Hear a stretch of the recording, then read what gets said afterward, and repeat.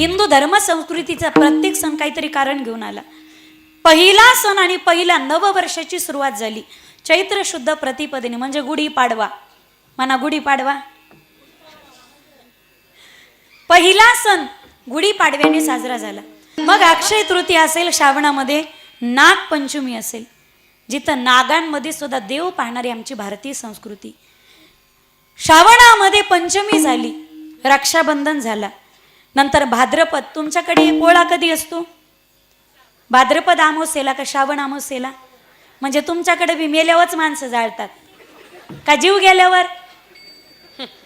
भाद्रपद श्रावण अमावस्येला पोळा साजरा केला जातो आणि त्या पोळ्याला बैलाची पूजा केली जाते. एका बैला देव पाहणारी संस्कृती.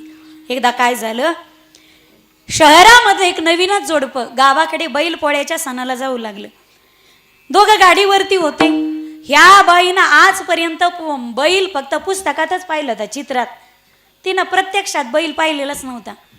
आणि ज्यावेळी डांबरीवर दोघं गावाकडे जात असताना बँड बाजा वाजत होता, डीजे वाजत होता, बैल सजवलेले होते, बैला रंगरंगोटी केली होती, अंगावर झुली होत्या, बाशिंग होते, त्या शिंगाला फुगे होते, कलरिंग केलेलं होतं, अंगावरती छापे मारलेले होते, बैलाची मिरवणूक निघली होती. काय आहे ना, बैलाच्या पोळ्याच्या दिवशी प्रत्येक माणसाला असं वाटतं, त्या पोळ्याच्या दिवशी बैलाकडे पाहून आपण पोळ्याला बैलाला सुद्धा डिमांड असते. त्या बाईने पहिल्यांदाच बैल पाहिला.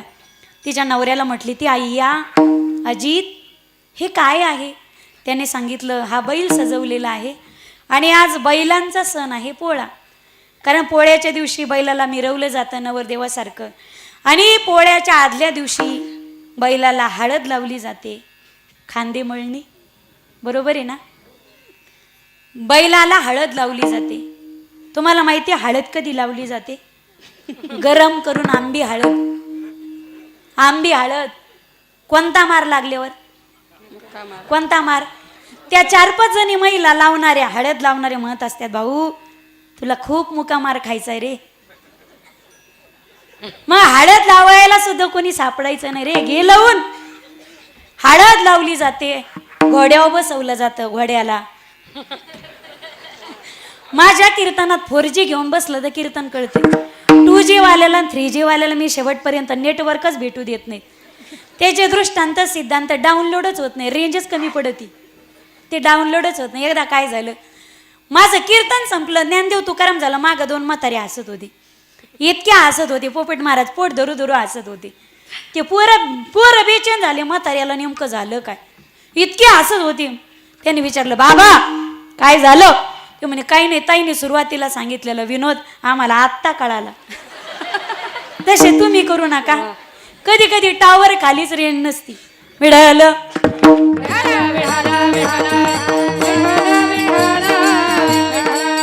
तिने विचारलं, अजित अरे हे काय आहे? आता असंच आहे ना, ती काय खेड्यातले थोडीच माऊली होती, आहो पप्पेची पप्पा असं म्हणायला. ती म्हटली, अजित, आणि सिटीतल्या महिला अशाच म्हणतात ना. तो म्हणतो, ए रामा, ती म्हणते, बोल बेश रामा. ती म्हटली, अरे अजित हे काय आहे? त्यांनी सांगितलं, हा बैलांचा सण आहे पोळा. ती म्हटली, अय्या बैलांचा पण सण असतो का? तो म्हटलं, हो. ती म्हणे, अय्या बैलांचा सण असतो, मग एखादा म्हशीचाही सण असेल? तो म्हणे, हो, बैलाचा सण पोळा आणि म्हशीचा सण मकर संक्रांत. विढा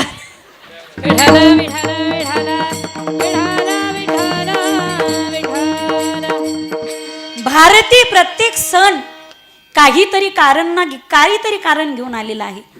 पण नवरात्र फक्त सण नाही तर तो उत्सव आहे. गणपती सुद्धा उत्सव आहे. गणपती बसवल्यानंतर विसर्जनापर्यंत मधला काळ आणि भगवती परांबा बसवल्यानंतर, तुम्हाला शब्द तर कळत येत ना, समानार्थी. हा, भगवती जगदंबा बसवल्यानंतर विसर्जनापर्यंत मधला काळ, याला म्हणायचं उत्सव. उत्सव 3 प्रकारचे: सात्विक उत्सव, बिभत्स उत्सव आणि भयानक उत्सव.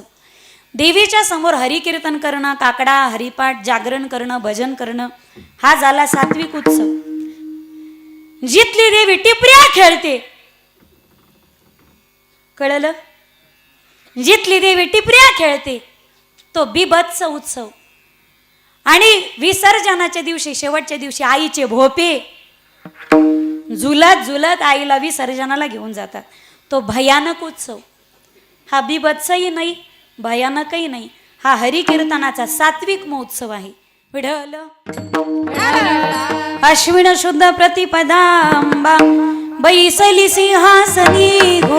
प्रथम दिन घटस्थापनेचा घटस्थापना करत असताना मला वाटतं सोन्याचा चांदीचा घट बसवतात ना. पाऊस पडन का? झोपल्या का काय? बोला ग माय. कशाचा घट स्थापन केला जातो? मातीचा. मातीचा का स्थापित केला जातो? काल्याच्या कीर्तनामध्ये प्रसंग येतो. सकाळपासून मैया मंथन करते. कोण? यशोदा. यशोदा मैया मंथन करू लागली. दुपार झाली तरी डेऱ्यातून लोणी काय वर येईना. तुम्हाला मंथन कळतं ना. घुसळण करू लागली. लोणी वर येईना. कस काय लोणी कुठं अडकलं का काय बघण्यासाठी मैयाने डेऱ्यात हात घातला. तर डेऱ्याला जावळं लागले खाली. लालाचे जावळं धरले आणि वर उपसून काढला. कृष्णा, अख्ख्या गोकुळामध्ये तुला लपायला हीच जागा सापडली का रे? त्यावेळी लालाने सांगितलं, मैया मी घटातच का लपलो यावरून मला जगाला संदेश द्यायचा आहे. सर्वा घटी राम देहादेही एक सूर्यप्रकाशक सहस्र रश्मी. घट हे नरदेहाचं प्रतीक आहे.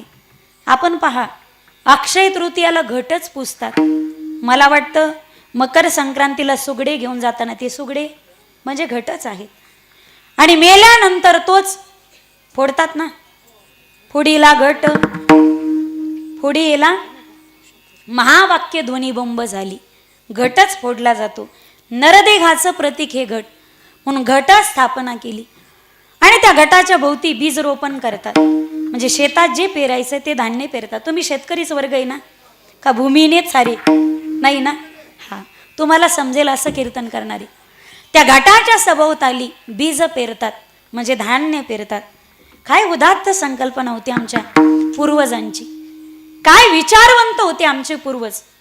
त्यामुळे न्या भळाटाने इकडे यायचं नाही, डोकं लावायचं नाही. तुमची लायकीच नाही इकडे यायची. काय उदात्त संकल्पना होती पूर्वी. आता नवरात्र झाल्यानंतर हा पेरणीचा कालावधी, याला हातीचं ऊन म्हणतात. एवढी वाफ का असते? ही पेरणीची वाफ असते. नवरात्र झालं की आपण नवरात्रामध्ये पेरणी करतो. सगळ्या पेरणा होतात. पण पेरायचं जे बीज आहे, सीड ज्याला म्हणतात इंग्लिशमध्ये, हे कोणत्या दर्जाचं आहे? उत्तम क्वालिटीचं जर आहे ना, त्याची क्वालिटी तपासण्याची पद्धत त्या काळची. घरात 10 दिवस त्याचं परीक्षण केलं जायचं. 9 दिवसामध्ये जे शेतात पेरायचं तेच बी आपण नवरात्रामध्ये त्या धनामध्ये टाकतो, ज्याला धन म्हणतात. त्या वावरीमध्ये ते बीज टाकायचं आणि उत्तम क्वालिटीचं बीज असेल तर ते चांगलं उगतं. त्या म्हणायचे, हा घरातलं बी चांगल्या क्वालिटीचं आहे बरं का, आता पेरायला हरकत नाही. बी उगवलं, काही आवडलं तर टाळ्या वाजवायची मेहरबानी करा जरा. काय कीर्तनकाराने टाळ्या मागून घेऊ नये, पण श्रोते कंजूष असतील तर कीर्तनकाराने टाळ्या काय सारच मागून घ्यावं. विढल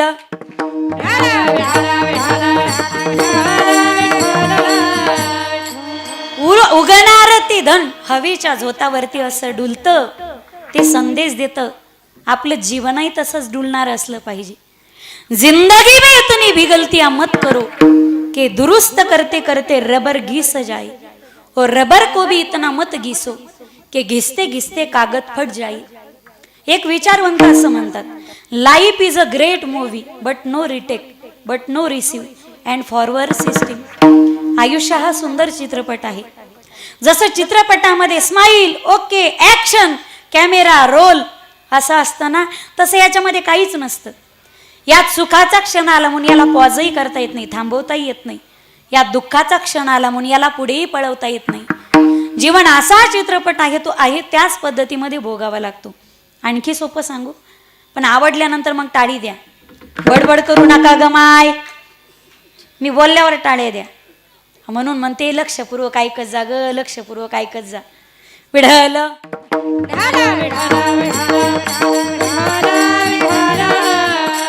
आयुष्य हा एक हार्मोनियम आहे, पेटीसारखा. जसं पेटीमध्ये काळ्या पट्ट्या असतात आणि पांढऱ्या पट्ट्या असतात, विकू नको या, पण दोन्ही पट्ट्या एकाच वेळी वाजवायच्या नसतात. काही पट्ट्या सोडायच्या असतात, काही पट्ट्या वाजवायच्या असतात. सोडलेल्या पट्ट्यांनी अपमान धरायचा नाही, वाजवलेल्या पट्ट्यांनी अभिमान धरायचा नाही. अरे सोडलेल्या पट्ट्या सोडल्याच नसत्या तर वाजवलेल्या पट्ट्यांना काही किंमतच राहिली नसती. तसं जीवनामध्ये जर दुःख आलंच नसतं तर सुखाची काही किंमतच राहिली नसती. म्हणून जीवन म्हणजे काय तर सुख आणि दुःख यांचा सुरेख संगम म्हणजे जीवन. आता टाळी वाजवा. विढल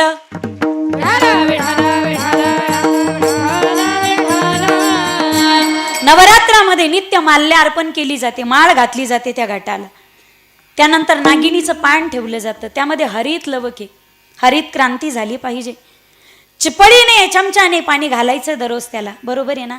एकदा भांड्यावर वाटायचं, पळीने चमच्याने पाणी घालायचं. तुम्ही घालणार आहेत सर्वजणी, मान हलवा. यांना घटातलं काही माहिती नाही. गड बसावलाटी तुम्ही आणि टिकवलं तुम्हीच. माता भगिनी दररोज पळीने चमच्याने त्याला थोडं थोडं पाणी घालायचं. काय घालायचं? ठिबक सिंचन ही संकल्पना आमच्या पूर्वजांनी आम्हाला सांगितली. कमी पाण्यामध्ये अधिक शेती कशी करायची. पाणी कमी पण सगळं क्षेत्र ओलिता खाली आलं पाहिजे, म्हणून घटाची संकल्पना पूर्वजांनी घालून दिली. या नवरात्रामध्ये 9 दिवस उपवास केला जातो. आता उपवास धरणारे ध्यान धरून ऐका. मला सांगा, उपवास केला पाहिजे का नाही नवरात्रात? हा, केला पाहिजे. पण कोणी केला पाहिजे सांगू तुम्हाला? थोडंसं विज्ञान सांगते. जो व्यक्ती आजारी त्याने उपवास करायचा नाही. जी बाई कमजोर आहे तिनं उपवास करायचा नाही. आणि ज्या बाईला शारीरिक कष्ट जास्त आहेत त्याने उपवास करायचा नाही. दिवसभर त्या महादेवाला भांडायचं बी नाही. 9 दिवस कडक उपवास करते, नवरा उपाशी मारिते. कोण्या ग्रंथात सांगितलं? मला खरं सांगा प्रामाणिकपणा, किती किती जणांनी उपवास धरलेत? हात वर घ्या एकदा. हा, एवढे नाही धरले. किती दिवस झाले? आज 4 दिवस झाले. तुम्ही पप्प्याच्या बापाच्या किती बाऱ्या पाया पडला? वाजवा ना टाळी तुम्ही आता. खरं आहे का नाही? बाई उपवास धरीती, सासरा उपाशी मारिती. कोणती देवी प्रसन्न होणारी बाई तुला? विढल